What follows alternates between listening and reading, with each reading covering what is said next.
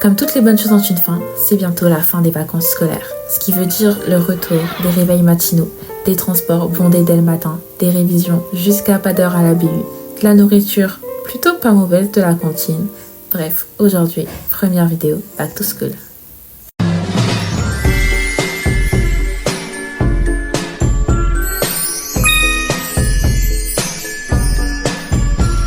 Salut tout le monde, c'est Cristal, j'espère que vous allez bien. Je sais qu'en septembre, il y en a énormément d'entre vous qui vont rentrer en études supérieures et qui sont stressés un max. Donc comment ça va se passer, comment je vais m'organiser. Aujourd'hui, je vais vous parler de mon matériel scolaire, des recommandations que j'ai pour vous. Je vais vous partager mes applications préférées et enfin, je vais vous donner quelques conseils par-ci, par-là. Je vous invite à regarder la suite.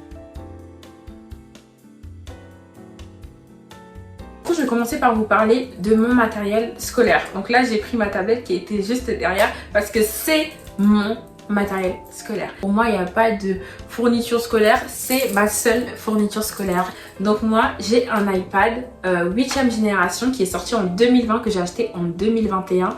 128 Go. Cet iPad là, pour moi, c'est le meilleur investissement de ma vie. Je ne me vois pas en études supérieures sans mon iPad. D'ailleurs, j'ai mis un petit sticker ici. Avec, j'ai l'Apple Pencil première génération et le clavier Logitech Combo Touch. Les accessoires que j'ai pris avec ma tablette, ça révolutionne ma tablette. Mon clavier, je transforme clairement ma tablette en un petit ordinateur. Mon stylet, je suis capable de vraiment annoter tous mes cours, de tout noter hyper facilement, hyper rapidement. Franchement, c'est un banger pour les études supérieures. C'est une tablette que si c'est compatible avec vos études, c'est pas parce que tout le monde a pris une tablette, vous devez prendre une tablette. Alors je vous conseille d'abord vous renseigner auprès des étudiants qui sont dans votre filière, de vous intéresser aussi à ce que vous préférez, parce que peut-être que vous détestez écrire avec un stylo. Dans ce cas-là, la tablette, c'est pas du tout fait pour vous. Au niveau de ce que je vous recommande, si vous avez un gros budget, je vous conseille de prendre le dernier iPad qui est sorti parce que c'est le plus récent. Si par contre vous avez moins de budget, je vous conseille juste de prendre en fait les iPads qui sont sortis les années d'avant. Comme je vous l'ai dit, ma tablette, je l'ai achetée il y a 4 ans. Aujourd'hui, elle est toujours fonctionnelle. Vous pouvez prendre le 8, le 9, le 10, le R5, le R4. Je recommande quand même de vous arrêter aux 8e génération maximum. Au niveau de la capacité de la tablette, je vous conseille de prendre minimum 128 Go. Parce que en dessous ça fait vraiment peu et ça va hyper vite, sachant qu'un iPad c'est vraiment un appareil que vous allez garder des années. Je sais pas où j'avais la tête, mais j'ai aussi oublié de vous parler de l'offre étudiante qu'il y a sur Apple en ce moment. Ça vous fait revenir votre iPad à beaucoup moins cher et le stylet peut être offert, ce qui réduit considérablement le prix d'achat. Au niveau du stylet, c'est l'Apple Pencil, mais je ne vous le recommande pas en fait. Si vous utilisez votre tablette vraiment que pour les études, vous n'avez pas besoin de l'Apple Pencil qui coûte clairement la peau des fesses. La raison pour laquelle j'ai acheté l'Apple Pencil, c'est qu'il a une certaine sensibilité et que moi je dessine sur ma tablette et que du coup j'ai besoin de cette sensibilité là. Donc si vous comptez faire du dessin, de la calligraphie sur votre tablette, je vous recommande l'Apple Pencil. Par contre, si c'est vraiment que pour les cours, prenez un stylet sur Amazon, vous en trouverez plein qui coûtent 20 €, c'est largement suffisant. Au niveau du clavier, je recommande vraiment celui-là. Donc c'est le Logitech Combo Touch et il est incroyable et surtout il coûte beaucoup moins cher que les claviers Apple. Ça a exactement les mêmes fonctions que les claviers Apple, mais pour beaucoup moins cher. Le petit plus, c'est vraiment le trackpad qui fait que vous pouvez vraiment utiliser le clavier en fait partout, sur votre lit, sur vos jambes en fait. Ce qui est bien aussi, c'est qu'il n'y a pas besoin de le recharger parce qu'en fait en se collant comme ça, en fait il fonctionne directement.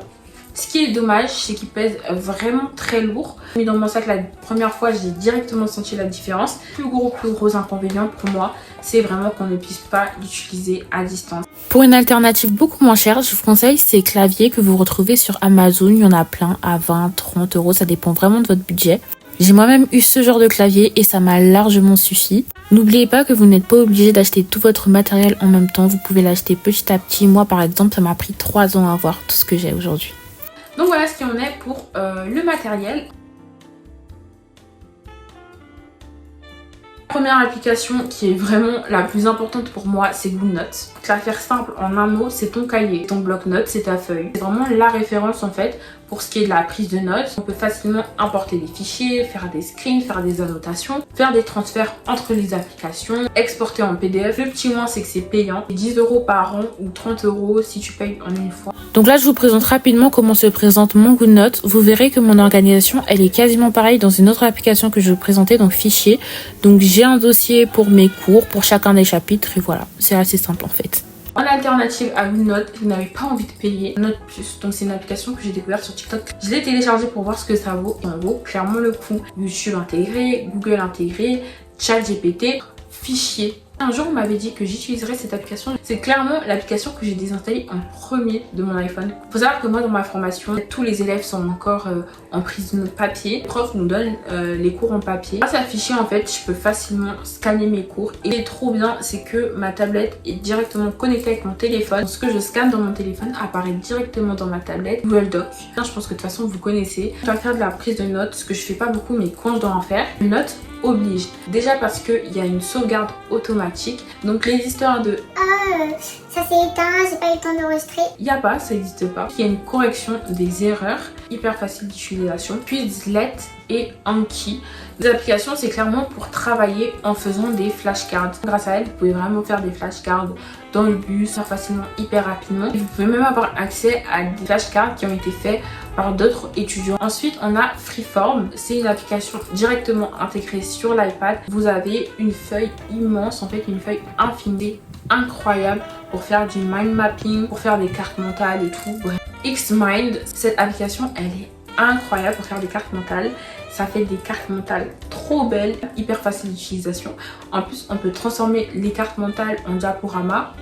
Banger. Google Agenda et le calendrier d'Apple. Ces deux applications, c'est clairement pour de l'organisation et de la planification. Faire du time blocking par exemple, si tu as des dates importantes, des deadlines. Donc moi, sur Google Calendrier, je suis pas du tout du style à mettre tout mon emploi du temps de la semaine des cours parce que c'est le même. Ce que moi, je planifie vraiment avec toutes mes sessions révision. Par exemple, les samedis, j'allais tout le temps à la médiathèque réviser de 10h à 16h. Donc ça, je le mets. Et je prévoyais aussi mes temps de repos et mes sorties avec mes amis. Et vraiment, ça m'aidait à ne pas superposer en fait deux événements. C'est en avance ce que j'ai prévu en fait. On a Scriben, donc ça c'est un site, c'est pas une application. Donc ça c'est simplement un correcteur automatique. Là on arrive sur 2-3 conseils que j'ai à vous donner que j'ai pas réussi à caler dans la vidéo.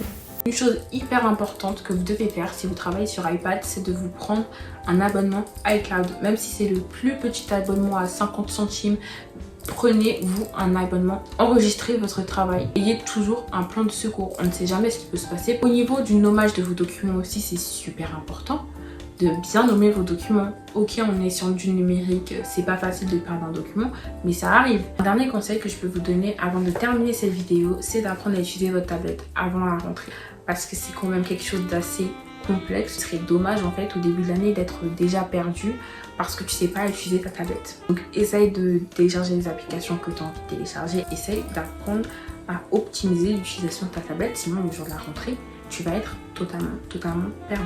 Donc voilà, c'est la fin de cette vidéo. J'ai énormément parlé dans cette vidéo, j'ai extrêmement soif et extrêmement chaud. J'espère vraiment que cette vidéo elle aura été utile parce que honnêtement moi quand j'ai commencé à utiliser ma tablette, j'aurais aimé recevoir ce genre de conseils, ce genre d'informations, mais ça n'a pas été le cas, j'ai dû tout découvrir tout seul. J'espère que cette vidéo vous aura plu. Moi je vous fais de gros bisous et je vous dis à la prochaine pour une prochaine vidéo.